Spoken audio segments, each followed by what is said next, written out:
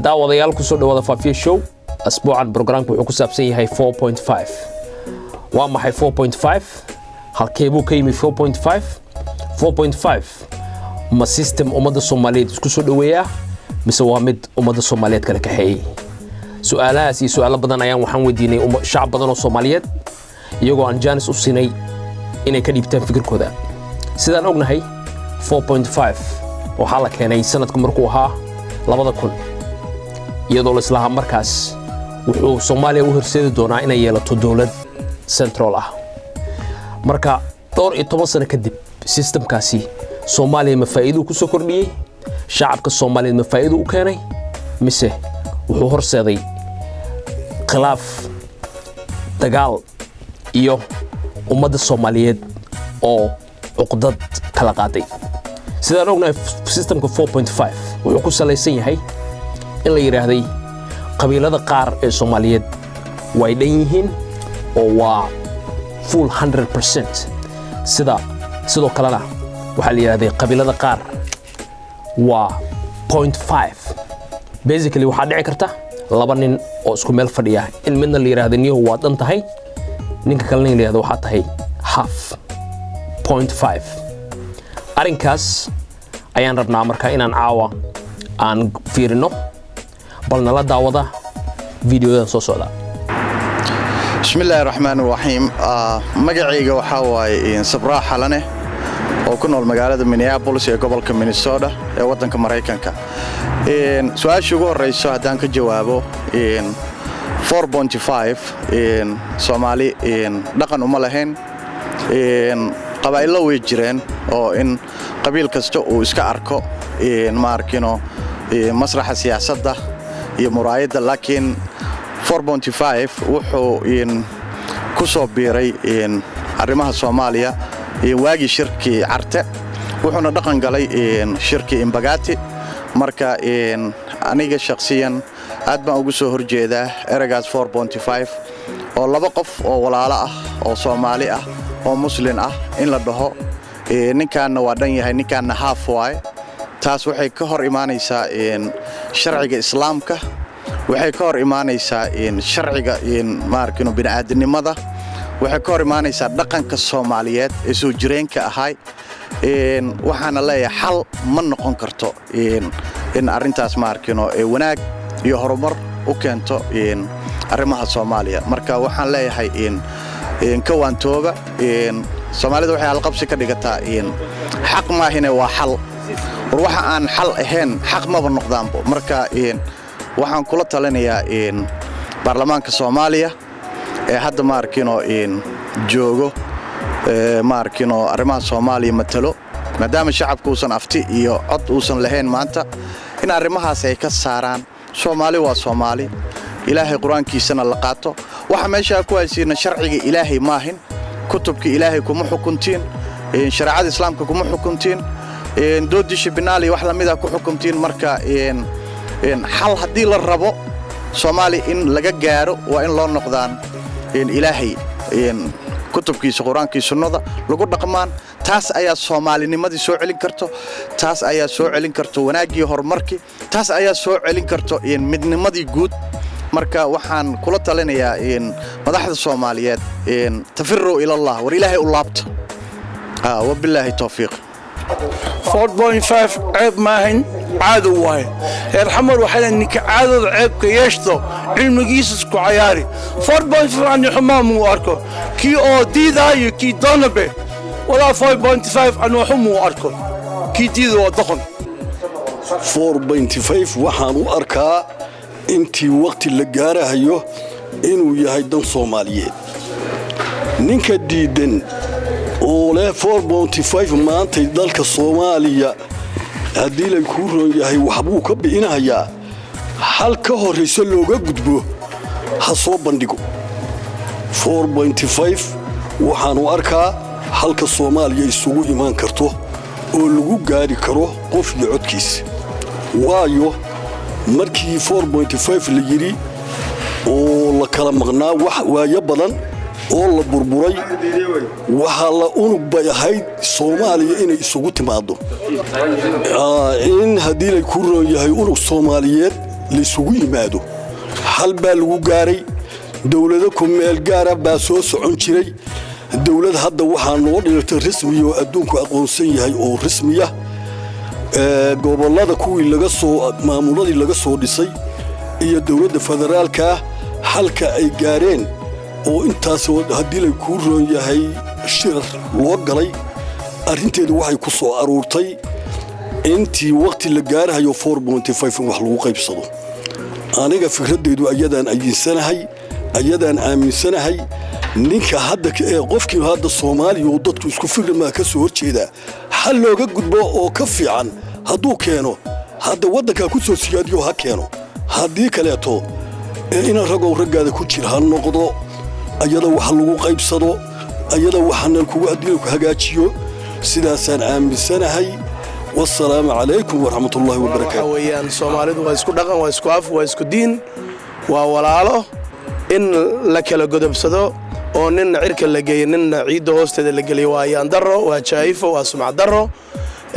maxay toole anigu ma aaminsan inaan ninka madhibaanka iyo ninka jareerka iyo ninka raxan weynka iyo ay kala qiimo badan iyo kuwa sheegtay inay afarta reer oo sarsare isku sheegaan marka haddaan dadka loo cadaalad samaynayn oo kulligoodba shantaba la keenayn shan reer haddaan wax loo qaadanin iyagana la soo gaarsiinayn stage kuwa kala joogaan waxaan qashinka ayaad ku heshiiseen dulmiga nagu baabiiseen meesha ka tuura sidoo kale madaxda Soomaalida oo u hanqal taagaysa oo u doodaysa oo waliba labadii liidar oo ugu sareeyay hadda madaxweyne Xasan Sheekh iyo ra'iisul wasaare Cumar Cabdirashiid ay qaateen waxa la rabaa in aad dadka u cadaalad samaysaan in ay idinkuna lafaa waaweyn isku sheegtaan labadiinu dadka qaarna aad baabiisaan aad rabtaan in madaxa cagta uga haysaan waa yaan daro waa sumcad daro waa jaayifo qowl baad qaadateen 2002 garow waa isugu tagteen waxa isku afgarateen waxaan 4 sano kaliya in ay isticmaalaysaan markii 2016 la gaarana adalow ka tuuraysaan baalkaana dhaafiya gobollo iyo dhaqan iyo system iyo wax kale oo dadka ka shaqeynaya noo keena oo noo cadaalad sameeyo oo kulligeen isku meelna soo wada farisiya oo Soomaali baynu wada nahay 26 sano isgaraacaynay waa baaba'anay waa rogmanay bad baan cuntay burcad badeed baan dishay jidkaana loo galay Kenya iyo Liibiya iyo Ethiopia meel walba waana lagu baabiyay marka Soomaali afar waxa yarkaayo haray hal la badbaadiyo waxaana lagu badbaadin karaa inaad sida u dhaantaan inaad xal u raadisaan laakiin inaad idinkii hadeer aad nasiigo doomisaan waa mushkilo ana Soomaaliya dhawaan baan ka yimid sabra sidii laftigiisu waa ka yimid waxa way waxaan aad iyo aad ugu farxay oo ku qancay in laga guuray laga tagay Soomaali uu ka dhamaaday kii qabiilka ahaa laakiin shakhsiyaad gooniya oo dana gooniya wata oo xisbiye iyo gruubiya ayaa raba inay nabaabiyaan magacyada gataan السلام عليكم ورحمة الله وبركاته سؤال سأدي ويديسي هذا مد وجه جوابه 4.5 ماشى وكسر بالوضي وحي أحد نين هذا كهر محمد السحنون اللي يراهده وقرمد المدوبي وكيل أها أي الصومالي يمد أنت وكيل هذا قرمد المدوبي أحد نينكي مصلحة الصومالي إنه كشقي وجود وابونا أها wuxuu baaray ninkaasi dad Soomaali oo badan oo aqoon yahanaa buu yeeray wuxuu weydiiyay su'aalaha weydiiyay waxa kamid ahaa dadka Soomaalida ahi ma kala diinba oo yaani diimo kala duwan miyay haystaan ma yaa la yiri isku diin weeye wadad muslimiina kulligood isdiin okay wuxuu yiri ma dad kala midab ah sida midal Bantuuga iyo Tuusiga oo kala midab ah oo kala duwanba ما يلي ودد اسكو مدب او اسكو لقد wax walba kamidaysan bali okay maxaa marka borobareemka ay isku haystaan muxuu yahay baa la yiri waxay isku haystaan qabaa'il tribe ay isku haystaan bali wuxuu baaray oo weydiiyay imisa tribe ay ka kooban yihiin bali waxay ka kooban yihiin bali yiri dir iyo daarood iyo hawiye iyo digil iyo mirifle iyo dad kale oo afartaas aan ahayn oo Soomaali ah oo ayaguna kale okay markaas ayuu dadkaas tiradooda iyo qiyaas badan buu raadiyay markii la raadiyay qorshihii uu ninkaas soo alifay wuxuu ahaa 4.5 halkaas horta first nooga yimid waa mid anigu waxaan u arkaa inaanay suuragal ahayn 4.5ka in laga gudbi karo laakiin marka ay dhacdo doorasho xor ah oo aan awoodno qof kasta inuu codkiisa dhiibto oo fursad aan u helo taas waa laga gudbi karaa oo markaas looma baahan karo waayo qof waliba doorasho gelaya meeshuu doono doorasho ka soo gelaya sidaasna way ku suuragali karaysaa okay assalaamu calaykum waraxmatullaahi wabarakaatuh magacaygu waa dalmar maxamed cali loo yaqaan dalmar yare kulli ra'yiga haddaan ka hadlo 4.5 wax badan ummadda Soomaaliyeed u dhimay wax badan buu dad badan baa la duudsiiyey inta Soomaaliya is duudsin kartay inta is dili kartayna kulli waa soo aragnay waxaan codsanaynaa haddana ummadda Soomaaliyeed aan waliba ku hadlayaa magaca fanaaniinta reer Minnesota at least 4.5 wax la yiraahdo in laga joojiyo oo bal ummadda Soomaaliyeed mar labaad xaqeedii sida u sanad loo raadiyo nin saaxiibkay oo comedian wuxuu yiri ilmaada Real walbo at least 0.7 lama nooga dhigtaano marka 0.5 wax la yiraahdo hala joojiyo ummadda Soomaaliyeed way siman tahay ummadda Soomaaliyeed deegaan iyo dhaqan bay lahayd dhaqankeedii iyo deegaankeedii iyo bini'aadamnimadii wax loo qaybsan jiray ummadda wax u qaybsataa loo qaybsado waa haddii dimuqraadinimo iyo waddan Soomaaliyeed raadinayo haddii kalena de weligeed saana u soconaysaa السلام عليكم ورحمة الله وبركاته. بسم الله الرحمن الرحيم أنا المجري قليل هذا عباد الرحمن حاشي موعد رسالة حاشي 4.5 كهدي أنا رأيي كديبتو بدك كانوا وحياة دتوجا قائمين ودن كتير برودي وحال وكينا مجرو قفل بو الصومالي وعقول الشجال بلود قارب على جاب يعني كير كل شيء لكن نندن وبني آدم ولا هدت كلام متهيد أيضا لو جرو 2016 وحوار كائن تفكير غلطان أو دبجرة أو دبدع مدول كائن يسمى 4.5 وتوجا كنتي كوكو شقي سنة ولا ذرين أو ودن كدعاية ومضى حقيقي يسو مركز شخصيا أنا سنة واركوا وحال وكجرو مجرو and it's very disgusting that actually in 2016 su'aalaha noocan aan soo diinayno sababtoo adduunka waa la hormaray Marsa ma dhow la rabo in la tago Soomaaliland waxay taagan tahay yaa ninkan noocaana ama labintaas ma gali karo ama wax ma qabsan karo marka it's really disgusting it's about time Soomaalida ay move forward ay ka sameeyaan arrintan ay ka dhaqaaqdo anigu nin businessman aan ahay I'm an entrepreneur mana u jeeday inaan xataa shaqaalayga markaan hirgareynayo uma fiiriyo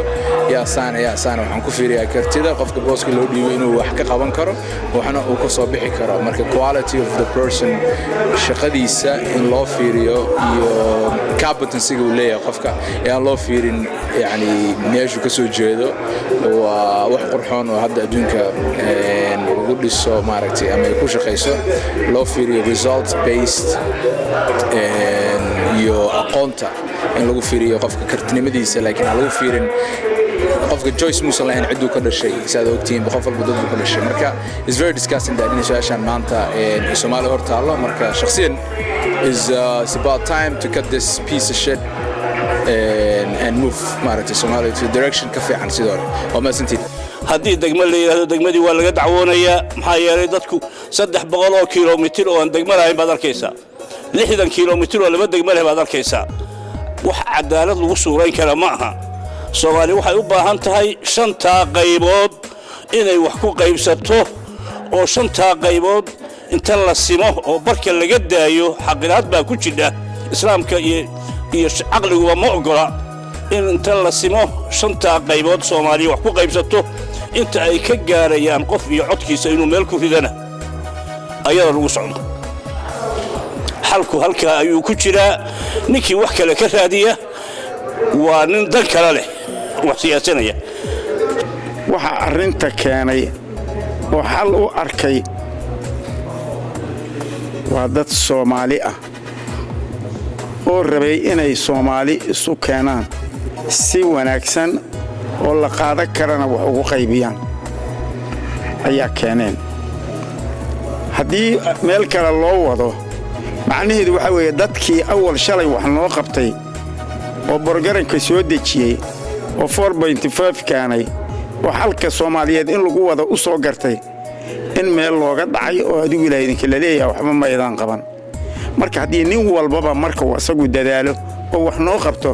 oo borgaran keeno oo waqti badan ku dhumiyo waxba kama jiraan haddii la yiraahdo waxaanu qaadanayaa inkaarooyinka balaha inkaarta aan lagu dhacday inay qayb ka tahan u qaadanaya anigu waxaan dhilahay horta namarka 1 nimankaas soo dadaalay oo 4.5 inay wax ku qaybiyaan damcay oo xal kale u waayay ilaa arrimihii aanu soo marnay waa ognay loo daayo meesha ay arrinta dhigeen aniga fikir ahaan waxay la tahay dii aan ka hadlo arrinta 4.5ka iyo maanta ma dhib bay noo keenaysaa haddii loo gudbo mase xal baa lagu helayaa aniga fikir ahaan waxay la tahay 4.5ka maanta inaan laga maarmin sababta aan looga maarminna waxay tahay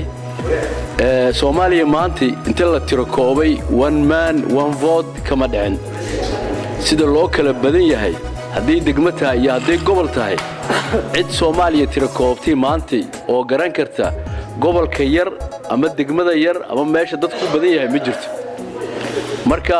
fikir ahaan anigu waxaan u arkaa inta laga gaarayo one man one vote laga gaarayo Soomaaliya weligeed qabiil bay ahaan jirtay qabiil bay wax ku qaybsan jirtay in qaabkii hore oo loo arkay yani maalintii ugu horeysay oo arti la isku tagi jiray yani inta laga gaarayo doorasho in qaabkaas qabiilka wax lagu qaybsado waxaan u arkaa inaan taas laga maarmin inta wadanka xasilooni buuxda ay ka dhacayso oo degmooyinka oo dhan laga saarayo dadka haysta oo si nabadgelyo ah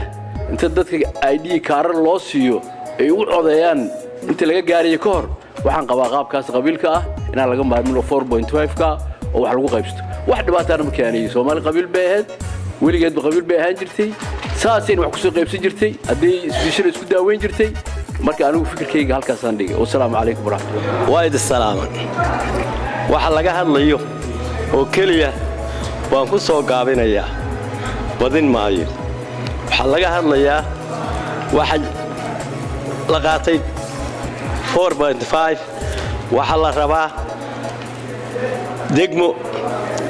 degmo xalaal maaha 4.5 na xalaal maaha labadaba xaq darro nin doonaya ma wata dalku wuxuu u baahan yahay haddii dawladdu jirto oo la doonayo dalku in wax loo qaybiyo 18 gobol qaybtaasaad leedahay gobol walowba hadduu badan yahayna isagu u badan yahay hadduu yar yahayna isagu u yar yahay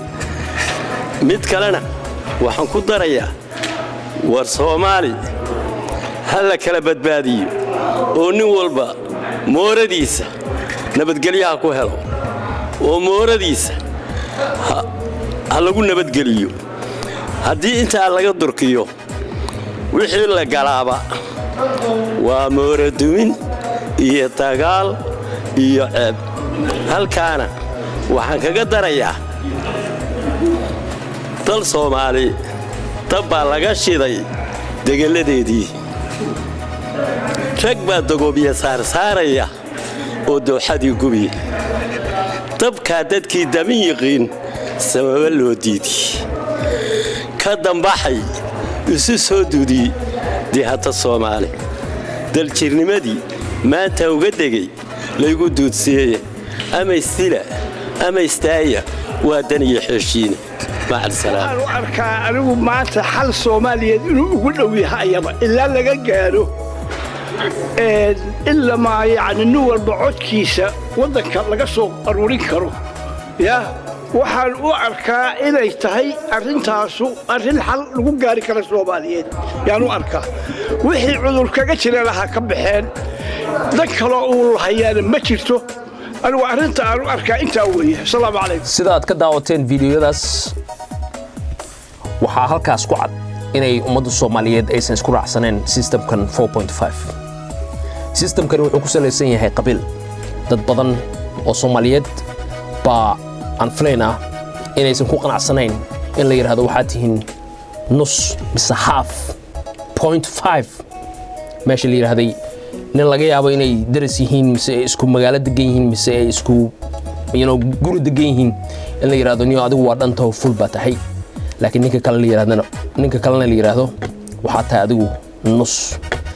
arintaas ayaa fikirkeena ka dhiibta waxa anigoo Prince Lee caawin kaga tagaya sidaas iyo nabadgelyo